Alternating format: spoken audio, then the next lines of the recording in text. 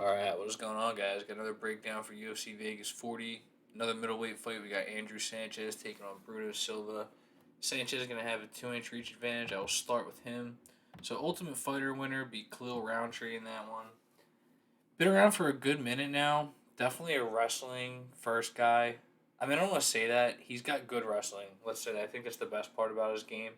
And once he gets to the ground, his ground and pound is good. He's not one of those guys who wastes a ton of energy, gets the side control, and his ground and pound definitely does damage. But yeah, good single legs, but tough strength of schedule in recent years. Just lost to Mahmoud Muradov last January. That was a tough one. Thought thought he was losing the fight, but then he gets caught in the third round with the right hook, does the chicken dance, and ends up getting stopped. He's been knocked out quite a bit. Did go to the cards with Marvin Vittori. Vittori just battered him for 3 rounds, basically. And Sanchez showed heart, was definitely fighting for your money if you were to bet on him in that fight. But, yeah, just got pieced up on the feet. His takedowns just got shrugged off by Vittori. Wasn't working there. But in between those two, gets that knockout against Wellington Turman. Common opponent between the two. Went the same way for both of them. First round knockout. But yeah, before that, gets two solid wins. Marcus Perez, I consider that a solid win, even though he's not with the UFC anymore. And then Marc Andre Barrios, that's a good win. But yeah, Sanchez has been knocked out quite a bit. Got knocked out by Anthony Smith in a fight that he was winning for sure. I think if the fight went to the cards, I think Sanchez was about to win, but then he just gassed out. And Sanchez has good cardio, but that one was just a grueling fight. And Anthony Smith is good at that.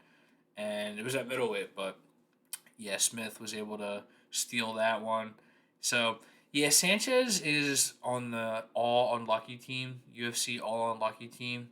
He's one of those guys that just gets tough matchmaking. He's got to fight another killer here in Bruno Silva with a lot of power. But yeah, I think Sanchez is going to try to work that single leg. I think that's his best chance. Got good single leg takedowns. He's got good trip takedowns too. But yeah, I think he's going to have to look to wrestle here. I like Sanchez's striking. I mean, it's not great, but he's not one of those, like, if he's a grappler first, his striking is just garbage. His striking's pretty good, but I would definitely give the advantage to Bruno Silva. So, Bruno Silva, not to be confused with flyweight Bruno Silva.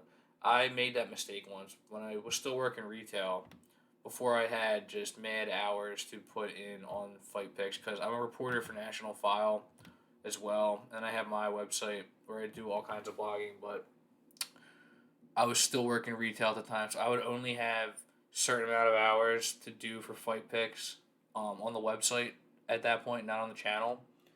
And I ended up watching, like, this one night, I watched, like, 5 fights from Bruno Silva after work. And then I looked and I'm like, wait, he's fighting Wellington Turman. Like, why am I watching Bruno Silva versus David Dvorak? And then I realized that I just, like, wasted all my hours I had for fight breakdowns on the wrong Bruno Silva. So enough rambling on that. This is the right Bruno Silva. This is middleweight Bruno Silva, and he has a ton of power, man. It is scary. That Turman knockout was gruesome. Like he Turman takes him down with a single leg, so worth noting. But Turman was just like he came with the submission and submission only that night. That's kind of the story with him. Striking's not that great, but yeah, he was working the backpack, took him down a few times, was stuffed more than he got taken down. There was a couple fence grabs in there. I went back and watched. The first one wasn't as bad as it looks. He corrected himself without even having to be told by the ref. Like took his hand out of there immediately. I don't think it gave him any leverage. The second one wasn't even bad. The second one he was warned about. I think that was just because the first one looked kind of bad, and then he did have one bad fence grab, when Turman was on the backpack and he was able to shake him off, and then he got to full mount postured up, and just man, the power is insane. Like he put him out cold, and he wasn't even like fully raining down shots. Like he just has a ton of power in his hands. But before that, M1 Global champion won both of his last 2 fights with M1 Global as a big underdog, knockout wins. And yeah, that's just the thing with Bruno Silva. 17 knockouts in 20 wins. So, very, very good fighter. High level knockout kind of a tough fighter to do tape study on, but I was able to do it. Um, and I have taped him before, so. But yeah, he's got like kind of like a Muay Thai base. Like he'll just walk you down. But I do think he is susceptible to getting taken down. Though the last fight I saw him lose against that Moise Rimban guy, he got he got kind of bullied on the ground in that one and ended up getting submitted. So that path is there, and I do think that that is definitely going to have to be what Sanchez is going to look to do. He's going to have to look to grapple because, uh, man, Sanchez.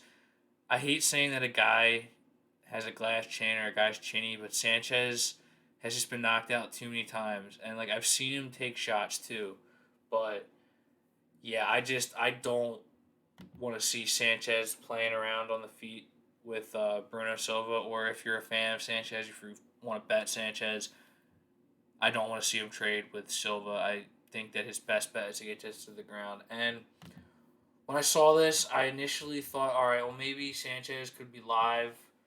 I wanted to go study it because I've seen Silva getting taken down before, but it's just too much power for Silva. I do like Silva to win this fight, probably by knockout.